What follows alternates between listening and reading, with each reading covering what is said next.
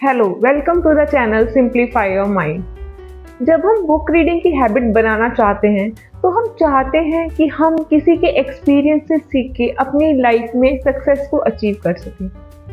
जो लोग पहले ही वो कर चुके हैं जो हम करना चाहते हैं उनसे हम सीख ले सकें। चार्ली मुंगर भी कहते हैं कि वो किसी एक भी ऐसे इंटेलिजेंट इंसान को नहीं जानते जो बुक ना पढ़ते हो। हम बुक पढ़ना तो चाहते हैं, हम हैबिट भी बनाते हैं, रिजोल्यूशन भी लेते हैं, लेकिन कई बार उस पर स्टिक नहीं रह पाते।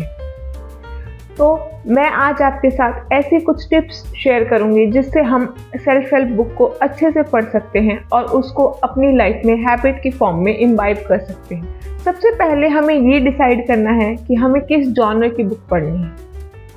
जैसे फॉर एग्जांपल मैं सिर्फ नॉन फिक्शन बुक्स पढ़ती हूँ क्योंकि वो मुझे मोटिवेट करती हैं, प्रोडक्टिव बनाती हैं और उनकी लर्निंग्स को मैं प्रैक्टिकल लाइफ में अप्लाई कर सकती हूँ, जो मेरे थॉट प्रोसेस को प्रोवोक करके एक्शन लेने के लिए मोटिवेट करते हैं। तो आपको सबसे पहले अपना इंटरेस्ट एरिया डिसाइड करना है कि आपको किस टाइप्स की बुक पढ़नी है। तो आज हम बात करेंगे कि हम नॉन फिक्शन बुक्स को पढ़ने की क्या टिप्स एंड ट्रिक्स हैं। सबसे पहला है फाइंड द राइट बुक। हमें जिस एरिया में इम्प्रूवमेंट चाहिए उसके अकॉर्डिंग बुक चूज करनी चाहिए। हो सकता है कि आप अपने फाइनेंसेस को अच्छे से मैनेज नहीं कर पाते, आपके पास हमेशा कैश डेफिशिएंसी रहती है, तो आप बहुत सारी ऐसी बुक्स हैं जिनको पढ़ के फाइनेंशियल इंटेलिजेंस को बिल्ड कर सकते हैं, जैसे think and grow rich, rich and poor dad, psychology of money, almanack of Naval Ravikant. हो सकता है कि आप कई बार अपने काम पूरे नहीं कर पाते क्योंकि आप इतनी एनर्जी फील नहीं करते या फिर आप उतने प्रोडक्टिव नहीं रह पाते, तो आपको प्रोडक्टिविटी के ऊपर बुक्स पढ़ने की ज़रूरत है। हो सकता है कि आप हमेशा नेगेटिव सोचते रहते हैं, जब भी आपकी लाइफ में कोई अपॉर्चुनिटी आती है तो आप उस अपॉर्चुनिटी को नहीं देखते और हमेशा कुछ ना कुछ उसमें नेगेटिव चीज़ें ढूंढते हैं। तो आपको अपने माइंड सेट को चेंज करने से रिलेटेड बुक्स पढ़ने की ज़रूरत है। इसलिए सबसे पहला स्टेप ये है कि हम जिस एरिया में इम्प्रूवमेंट चाहते हैं हम उसके अकॉर्डिंग बुक चूज़ करके बुक पढ़ना स्टार्ट करें। ये नहीं कि जो बुक मार्केट में चल रही है, जिनके ट्रेंड्स हैं, ये जो हम पढ़ते देख के लोग हमें सोचेंगे कि हम बहुत कूल हैं, हम उसके पीछे ना दौड़ें बल्कि अपनी रिक्वायरमेंट के अकॉर्डिंग बुक चूज़ करें। Second is don't set target.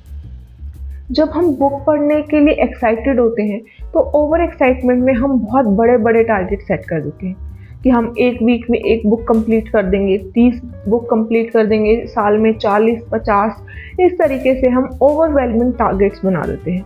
और जब हम उन टारगेट्स को पूरा नहीं कर पाते तो हम बहुत ज़्यादा डीमोटिवेटेड हो जाते हैं और हम बुक पढ़ना ही छोड़ देते हैं। तो सोचिए, जिन बुक रीडिंग की हैबिट से हम अपनी लाइफ में मोटिवेशन लाना चाहते थे, पॉजिटिविटी लाना चाहते थे, वही हैबिट हमारी लाइफ में नेगेटिविटी लाने का कारण बन जाती है। इसलिए हमें बहुत ज़रूरी है ये समझना कि सेल्फ हेल्प बुक्स, आप कभी भी दुनिया में जितनी भी बुक्स हैं उनको सबको नहीं पढ़ सकते हैं और ज़्यादातर सेल्फ हेल्प बुक्स सेम ही बात कहती हैं। इसीलिए आपकी प्रैक्टिकल एप्लीकेशन ज़्यादा ज़रूरी है इसके बजाय कि आपने कितनी सारी बुक्स पढ़ रखी। इससे आपको कोई ऑस्कर नहीं मिलेगा। Next step is use pen highlighter while reading the book.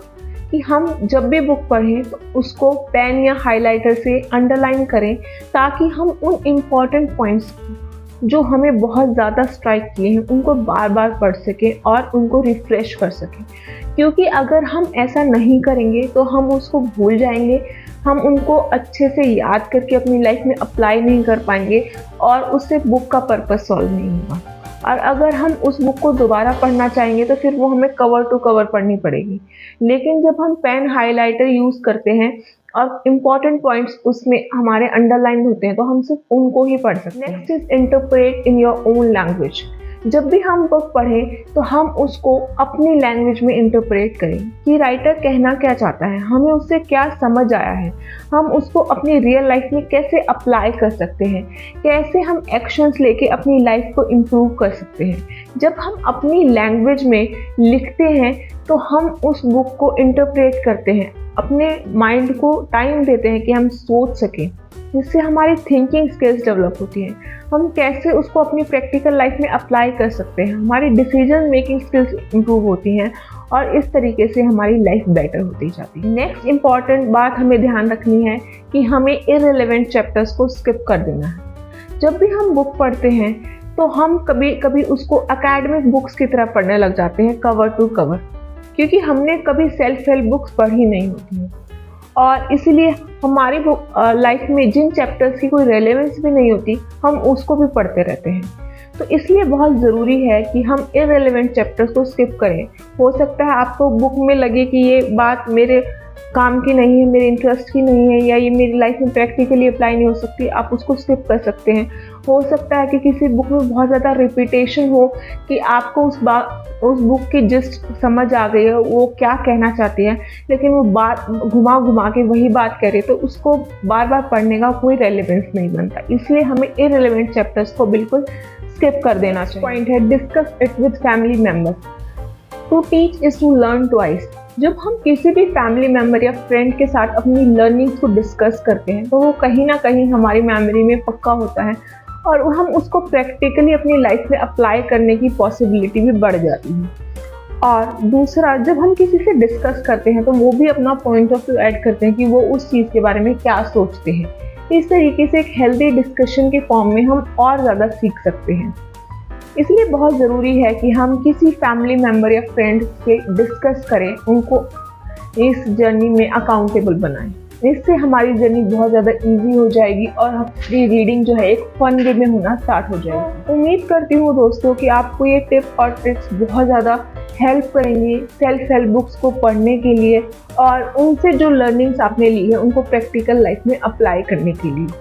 अगर आपको ये टिप्स एंड ट्रिक्स थोड़ी सी भी मोटिवेट करें तो हमारे चैनल को लाइक, शेयर एंड सब्सक्राइब करना मत भूलिएगा।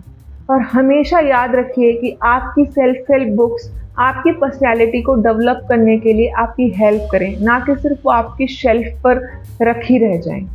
थैंक्स।